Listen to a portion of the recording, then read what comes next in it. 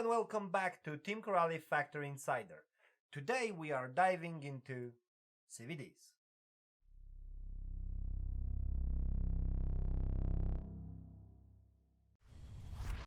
In the box of Kagama Limited Edition you will find two types of CVDs.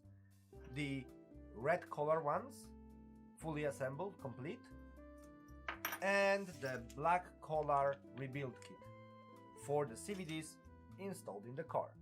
Now here's the key. The red color CVDs are pressed together at the factory. Please do not try to take them apart. The black color kits are designed for rebuilds. They include a longer pin, a replacement inner joint in case yours went missing, and a collar that must be secured using green threadlock. If you do not have a green one like this, red threadlock can work, but be careful. Just keep an eye on it. And remember, threadlock takes 24 hours to fully cure, so be patient. Alright, let's start. I will walk you through the rebuild process, step by step, following the official manual from support.corelli.com. Let's do it. Alright, step 1. We are taking out these two screws from the hub.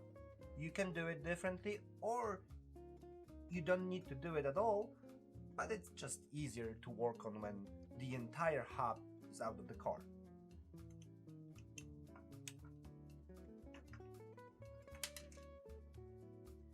That's the moment when part trace becomes handy. Okay, step number 2, we will just simply remove the steering block from the car, simply unscrewing these two ball ends. You need 2.5mm screwdriver, put it inside. Be careful because you need to align it perfectly, and it takes some force, but it's not impossible. Alright, the entire steering knuckle assembly is in my hands. Let's put the car away and focus on the CVD itself. So now we will remove the hub. It's fairly easy process. It's very nice to have this composite wheel nut wrench. When you stick it here, that's the same hex as on the lock nuts. You can insert 2mm screwdriver inside, and that will help you keep everything in place. If it's not going smoothly and you have let's say harder time to remove it, it means that the threadlock is simply working, and just heat it up, use soldering iron, and it's super easy to remove them. Next we will press out the pin. The diameter is the same as with replacement parts. You can simply push it with the other. Remove the pin, remove the hub, put it away, don't mix the pins. And now we can take out the CVD. I saw that a few guys have an issue with the bearing stuck on the axle, and with mine it's also sitting pretty tight. When you have this issue, I like to grab it and just pop a few times.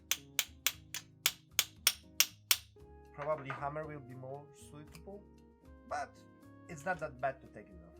Now we need to take out the spring retainer. I like to use hobby knife for it.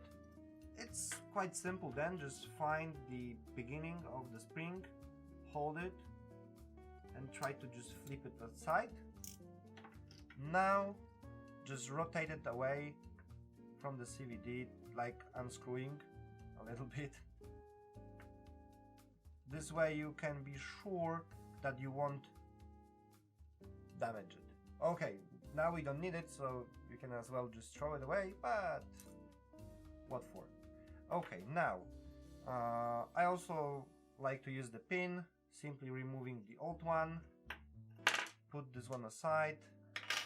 The CVD comes disassembled in a second. You don't need to replace this if it's new. That's the exact same part in the set.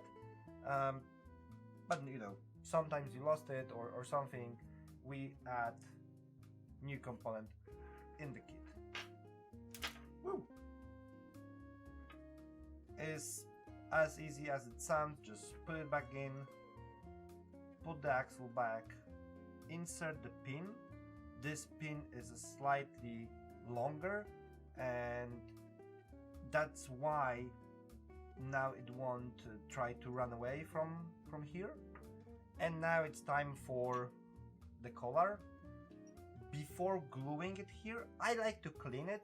Even if it's new, it still has some residue, some oil from the factory to prevent the rusting. And if it's dirty, of course, you need to clean it to make sure the glue sticks perfectly. I'm just using a tiny bit of brake cleaner. Tiny bit, well, not tiny bit. You can be generous with it. It's like it's just cleaning. This way you are sure that it will stick perfectly. Okay, now when it's all clean, it's time to glue it. Take a paper towel to remove the excess. Prepare the collar. You can see that it's not going super loose here. It's a bit tight, so don't press it without the glue yet. Just you can try it on and see if it's, you know, easy for you to do. And now it's time for the thread lock. Few drops. Be careful because it runs quite nasty.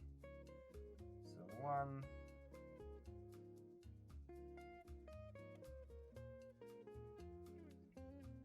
2. Okay, the drops are quite big, so let me keep on 3. And now rotating it in, just install the collar. Alright. Push it in, make sure it sits in place. If there's any excess, simply remove it. Take a good look if there's no thread lock on the pin inside. If there is, you need to clean it, do it again. But in my case, it looks like it's all good. Close it and put it back in the car. I won't show you everything. You just need to follow the steps backwards, and it's simply done. And of course, do the same thing for the other side. Alright, job done. That was easy. Time for a second side, but I will do it off camera. But I have few more information to tell you. Just let me put the car aside. These new CVDs aren't just for Kagama Limited Edition. They will soon be a running upgrade across our entire lineup. But we are not leaving our current drivers behind. If you own Kagama, Asuga, Punisher 4 or Kagama 4, we've got you covered. We've prepared free rebuild kit just for you. The same we just mounted. The black collar, new longer pin, and the inner joint. Simply register at registration.korai.com. It's quick, and that's it. You are good to go. The parts will be sent to you as soon as possible. Check the link in the description below. And if you ever need any help, don't forget support.korai.com. Thanks for watching, and see you next time on Team Corrali Factory Insider.